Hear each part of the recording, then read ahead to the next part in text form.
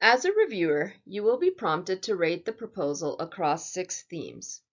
First, does the proposal support and advance POD's mission and values of collaboration, equity, and evidence? Another theme for review is evidence. You will be rating how the concepts and materials are explicitly connected to research dealing with teaching, learning, and practice.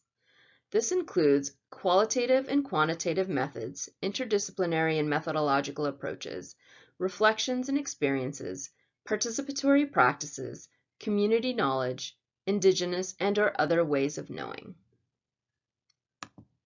In terms of applicability and transferability, we want to know if the idea, topic, or practice is relevant to the field of educational and/or organizational development, and whether the session is likely to be applicable and/or transferable to other institutions and programs. Similarly, for the theme of innovation and insightfulness, does the session offer fresh information and/or describe innovative or creative practices? The fifth theme, session alignment, you will be rating whether the proposed session activities, meaning those that are guiding the questions and interactions, are aligned with the session outcomes, and if the session supports the participants' full engagement. This year, you will not be assessing a numerical rating to how the proposed session advances and advocates for equity and inclusion. Rather, you will be sharing your perspective about whether the author's work meets expectations, needs revision, or does not meet expectations. In the next slide, we will discuss this in more detail so you feel supported in rating this theme. Rating a proposal can be a difficult process. For some of you, proposal reviews can be anxiety-provoking. You may feel hypervigilant, self-critique, or self-policing your language. It might be heightened, or you may feel discomfort and unsure of yourself. That is okay. Be gentle with yourself. The conference team hopes that this rubric will help provide a clear direction of how to accurately assess and rate the proposal. Let's now break down how to use the rating scale.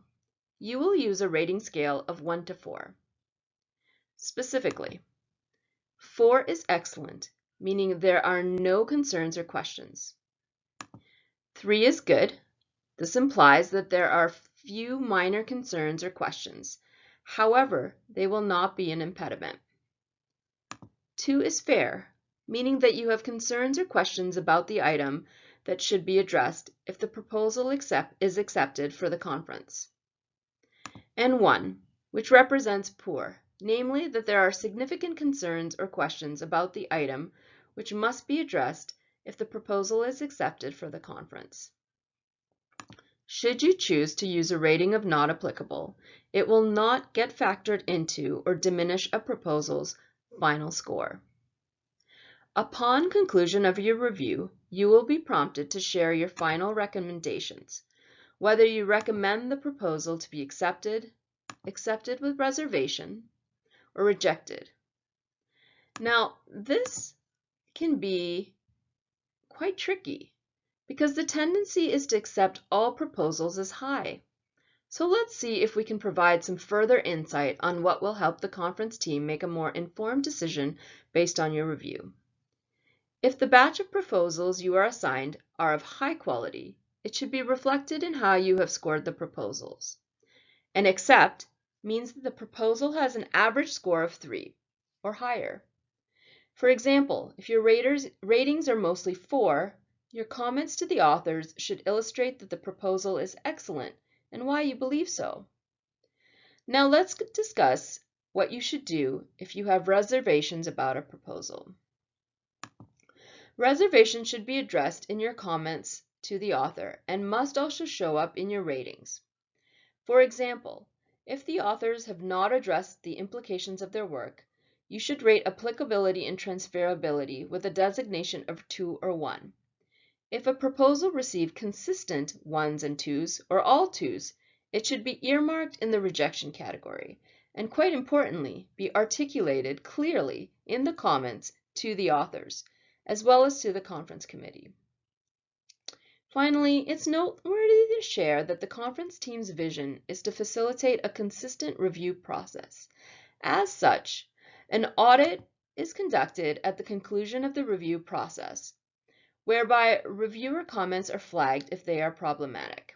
Meaning, if there are negative dismissive comments or microaggressions, or if the auditor identifies that the reviewer score seem inconsistent with the comments they have made on the proposal, a member of the conference team will reach out to you with an opportunity to revise the comment or rating. We will provide you with guidance on how to reword the review constructively. We value our community and want to ensure that we lift each other up through this process. As mentioned, you will not be assigning a numerical rating to how the proposed session advances and advocates for equity and inclusion. The pod community expects that all sessions apply baseline approaches for equity and inclusion. The image on the screen are several interconnected hexagons. Presenters will need to establish their own positionality in approaching the topic, cultivate authentic and respectful interaction, call in participants who share biased viewpoints, ensure proper pronoun usage, and for online session, presenters will encourage attendees to use the hand raise feature to reduce confusion and crosstalk. POD also expects that presenters include diversity of representation in images, support neurodiversity through accessible presentation practices, provide multiple ways for participants to engage with each other and the content, unpack acronyms and avoid jargon to reduce misunderstanding or possible alienation, and be mindful of their pace in speech and delivery of the content. You may be asking, so what are we assessing if these are baseline expectations? Good question. The proposal should address how the presenters plan to support all participants, particularly those who historically and contemporarily may not feel a sense of belonging across identity, ability, and perspective. This is the first time we are attempting this approach, whereby we're asking reviewers to help the conference team identify where additional support may be needed. Based on the proposal, do you feel the session meets expectations, meaning the DEI considerations shared are intentional and thoughtful? Or do you believe they need revision, as in the authors would need less than 1 hour of dedicated time? Or perhaps you feel that the proposal does not meet expectations and will require substantive revision. In essence, you will be helping flag any proposals where authors may need additional support or resources on presenting inclusive sessions. The conference team has developed tips and suggestions in this area that we will distribute to presenters. Another area we'd like to be more consistent in the review process is to identify sales and solicitation of materials or consulting work. Session presenters are permitted to use materials they have created and to refer to consulting work that they do, but neither the materials nor services may be offered for sale during the session. Proprietary material should not be used as the primary presentation material, but may be included in a list of resources or bibliography. Pre-conference workshop presenters may receive permission to charge an additional fee for materials, such as books, to be collected with the conference registration fee. Should you have concerns about a particular proposal, there will be a checkbox where you can flag this concern to the conference committee and state your rationale for doing so. Proposal authors put time, energy, and effort into expressing their work. When authors submit their proposals, there is a degree of uncertainty of whether the proposal will be accepted. This may be grounds for emotional exposure and bring up fears of rejection. For some authors, submitting a proposal can be a vulnerable act, and receiving feedback may lead to anxiety and stress. It is important for you to remember that vulnerability takes courage.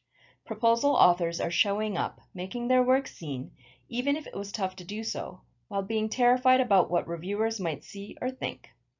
As a reviewer, your sensitivity to the author's experience goes a long way, and likely you've been on the other side as the author yourself. Using tact and being mindful of your tone are paramount. Be kind, have compassion, and remember that the goal of providing feedback is to strengthen and improve the author's work. By doing so, you are helping to build a stronger pod community where everyone can flourish and the field of educational development can move forward. Later in this training, we will take a deeper dive on how to provide constructive feedback.